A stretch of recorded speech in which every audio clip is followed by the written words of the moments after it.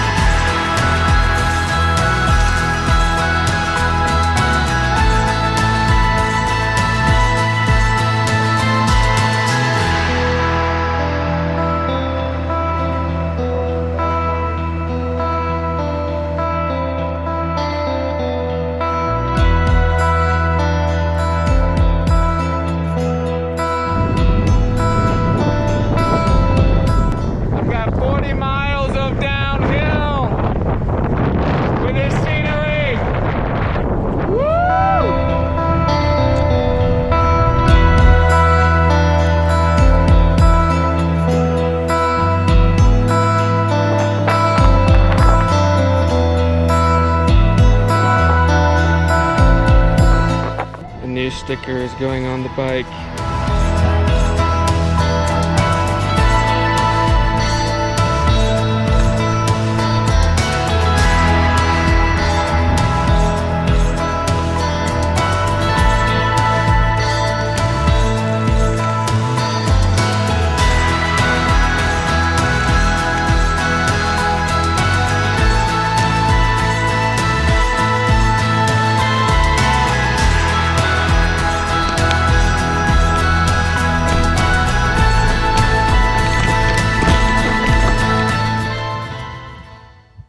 Third day in a row that I have come up and over the Continental Divide. It's some huge pass over 10,000 feet.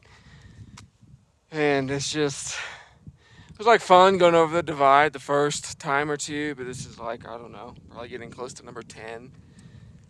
And it's just hard. It's exhausting.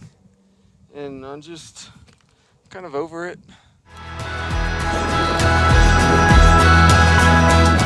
Oh look, it's my friends Sharon and Dave from Alaska. So I've been riding all day and the sun's starting to set and I'm thinking, okay, I gotta find a place to camp. And I'm really at the base of this huge mountain pass, and so there's not a lot of options. And I see this gravel road that kind of goes down off of the main road. And I'm thinking, okay, this is like my last chance to find a place to camp. Otherwise, it's just straight up the mountain after that. And so I start going down the gravel road, and there's these, you know, no trespassing signs posted and warnings and, you know, all this stuff. And I'm riding down the gravel road thinking, like, it's going to be some crazy person. Like, they're going to come out with a shotgun, you know, like what's going to happen? And then I turn the corner and I see this. What is that? And should I be worried? So I was just walking back to my bike from the weird skeletons, and then I just stumbled across this.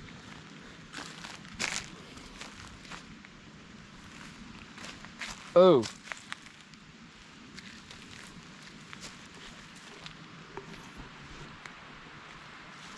Okay. What are the chances I'm getting murdered tonight? High. For sure.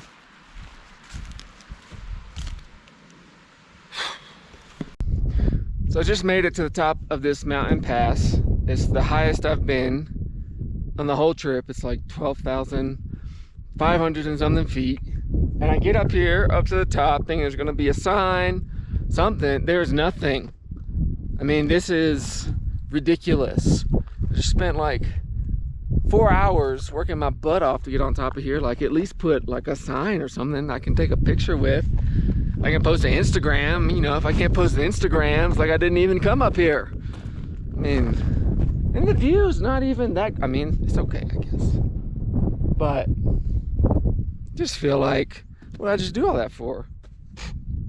Not even a sign. It's ridiculous.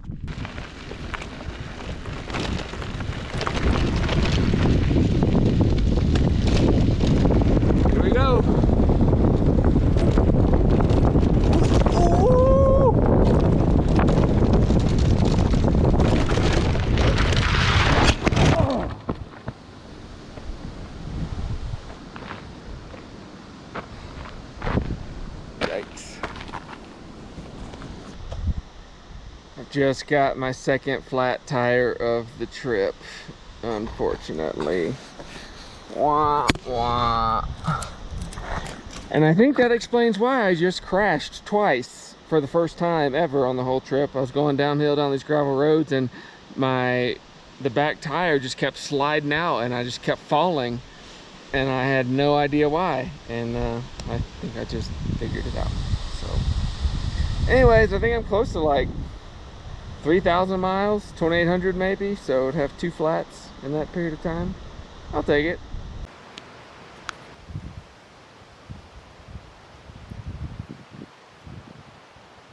So I just tried to patch my tube and discovered there's actually 2 holes in there. One of them is right on a seam, this one, and because it's on a seam, it's hard to patch, and the first time I tried it, it did not hold. So I thought, okay, no big deal. I'll whip out my spare inner tube, and I go to put it in the rim, and I discover that the valve stem doesn't fit into the hole of my rim. So I'm gonna pause the video there just to give you a little side note that I think is hilarious looking back now. The valve stem of those tubes did actually fit into the rim. There was just a little bit of rim tape that was covering the hole that prevented the valve stem from going in. But because I don't know what I'm doing, I thought I had the wrong kind of tubes. And looking back, it's pretty funny to me now, because I was legit worried for a while that if I got a flat, I would have no way to fix it. When in fact I had 2 perfectly good working tubes the whole time. And yeah, so I just thought it's funny now looking back on it. At the time, not so much, but now, yeah, hilarious. Anyways, back to the video.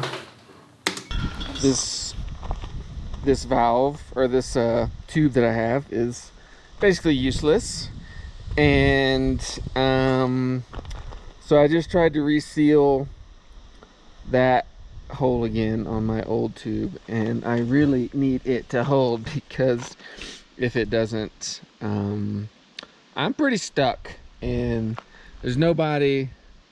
I'm just on this backwoods country road, and I've been here for over an hour, and there hasn't been a single car that's driven by. So I really need this to hold. So we're gonna test it again here in just a minute, and hopefully it works, because otherwise I don't know what I'm gonna do. There's no service here. I can't call anybody.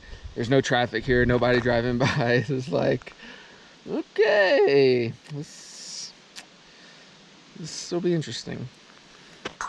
So I repatched that hole, tried to pump air into it again, and the tire wasn't holding. But I didn't think it was leaking out of that spot. So I checked the tube again and found a 3rd hole. How you get 3 holes in one tube at one time is ridiculous. But anyways, so I patched that hole. I have 1 patch left, so hopefully no more incidences till I get into it down. And this looks like it's holding air now, which is very good news. This has been quite the ordeal. And I'll be glad if this actually holds air and I can get back on the road, because I got some miles to cover. Woo! I didn't have any more tire problems in Colorado. I was saving that for the next state. Colorado was incredibly beautiful, but also incredibly challenging, and I was glad to take a break from the mountains for a few days.